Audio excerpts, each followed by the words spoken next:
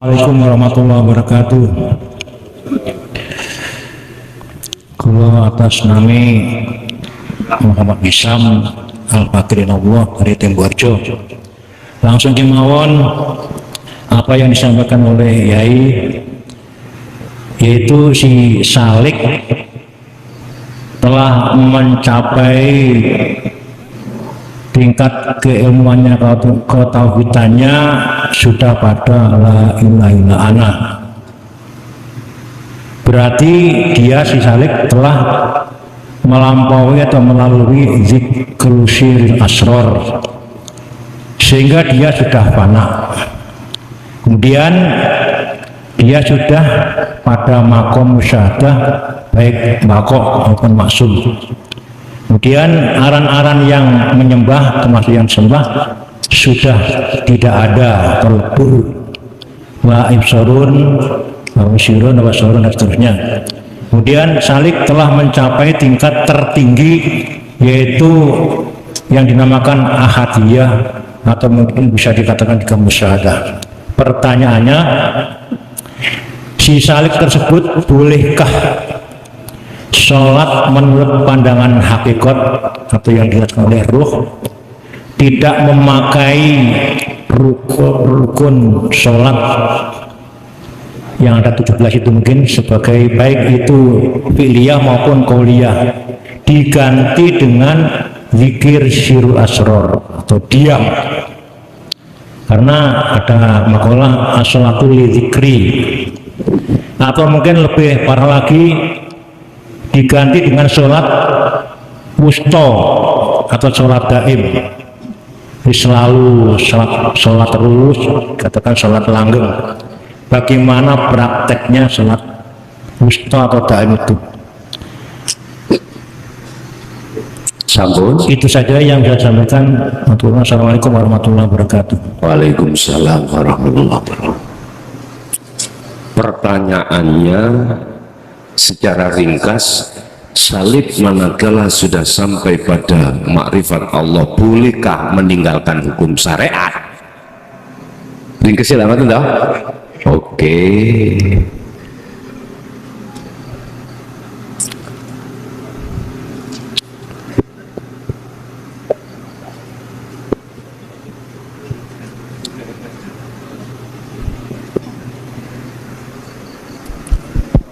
Bapak Ibu, ketika si Salik solo perjalanan menuju wusul Allah, tapi belum dikatakan wusul, itulah yang disebut proses pembersihan kotoran hati.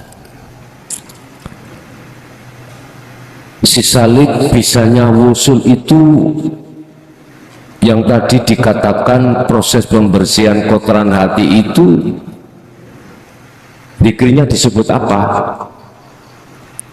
Adzikru bisiril asror. Itu tertuang di dalam surah Al-Baqarah ayat 256. Wa man kana wa may yakfur bit-taghuti wa yu'min billah faqad istamsaka bil 'urwatil wuthqa anfisal malaha. Barang siapa meninggalkan selain Allah, yakfur bit-taghut, barang siapa itu roh pak, bukan jasa.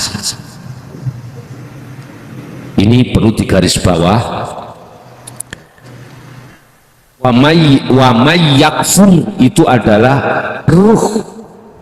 Barang siapa ruh itu meninggalkan yakfur bit-taghut, tauhid itu selain Allah, itulah kesenangan dunia yang sudah kadung masuk di dalam hati. Barang siapa yang meninggalkan itu, berarti yakfur itu bisa diartikan mensucikan, karena sudah ada najis. Kalimat sucikanlah itu sebabnya ditengarai ada najis. Kalau nggak ada najis, nggak ada kata perintah untuk mensucikan. Oleh karena jiwa atau ruh kita itu sejak akil balik sampai detik iki tercampur dengan kesenangan dunia, maka kesenangan dunia yang ada dalam diri ini disebut at-tauhid. Nek makna at-tauhid secara murad itu kan berhala, Pak. Berhala. Berarti aku bendino nyembah berhala nek. Siapa yang mau membersihkan hal itu wa yu'min billah, wa yu'min bahasa murad iman, Pak. Wa yu'min berarti tak terjemahno bertemu. Wa yu'min maka dia akan bertemu Allah. Bahasa iman ini, siapa yang membersihkan hati dari iman selain Allah, maka bertemulah iman yang sesungguhnya, yaitu iman kepada Allah. Faqad istamsaka bil urwatil wuthqa, itulah yang disebut tali Allah. Ternyata kalau kita selidiki zikir mulai jahri, sirri, itu tidak bisa untuk mengimankan terhadap Allah. Masih ada iman selain Allah. Ruh ini masih beriman selain Allah. Ini tadi. Karena inilah dahakaku hilang. Kita belum masuk dalam latifah sama. Di sini suaranya siapa lagi? Diesel. Masuk. Iki suaranya Allah, gak mungkin ya. Gak tutup gunung, boleh sakit begini berikus. Tetap diesel imane suaranya diesel. Ada manuk, suara manuk. Gak bisa. Jiwa atau roh itu masuk dalam latifah itu menuju latifah robbaniyah, menuju alam musyahadah, menuju Allah dan bertemu buatan sakit. Imane sya'Allah gunung. Ternyata itu dituangkan di dalam zikir yang ada di tauhid la ilaha illa anta, yaitu sirul asr, ya sudah tidak mengucap, bila ismin sudah tidak mengucap dengan apa namanya suara dan lain sebagainya, merasakan. Ternyata ada di sini. Kita dulu thariqah puluhan tahun, Pak, mohon maaf, untuk mencari situ sirul asrar itu susah ya, setengah mati dulu itu, Masya Allah. Para mursyid mboten purun duduke golek dhewe. Saiki penak wis sampean kali kula Gusti Allah Rahman Rahim wis lawoman ditutuno nyai, tinggal praktek tok. Kluwedang omben gak melok garap. Wis karya penak tok iki. Ya Allah, sampai 2014 ini tambah penak. Pun ketika itu sudah selesai, suluk itu artinya sudah pembersihan tahali sudah selesai, maka tajalli disebut sisalik usul terhadap Allah di maqam musyahadah. Loh, iki gak ujuk-ujuk, tidak tiba-tiba, gak langsung diletakkan bakok, enggak. Diletakkan dulu di musyahadatul fana. Artinya kita akan keluar lagi, sering lalai lagi. Suatu saat, momen-momen, satu hari satu malam, ada nilai ma'rifat di situ bertemu Allah. Ada sing banyak yang enggak. Itulah proses. Setelah proses ini selesai, oleh karena dzikir ini dzikron katsiron terus menerus, maka tidak heran pindah pintu yang kedua adalah musyahadatul kamil, kebalikannya. Tapi si anak keblijuke kolo-kolo lah, kedua-duanya ini makomnya makom mahfud. Barulah terus menerus itu Allah katakan di dalam musyahadatul baqa, itulah makom maksum, sudah tidak ada sedikit sedetik pun lalai hatimu terhadap Allah. Itu yang kusebut sebagai tajalli mutlak. Lah, tatkala di sini, apakah ini pertanyaan ini boleh meninggalkan hukum syariat? Tak jawab, Pak. Tinggal Allah itu meletakkan jenengan kali kula di makom musyahadah itu ada di khos apa khawasul khawas. Wes kari ngono.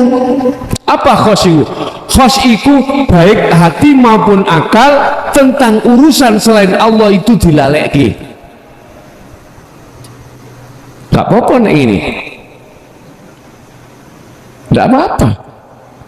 Itu bojomu. Tukang dia lali aku. Wak.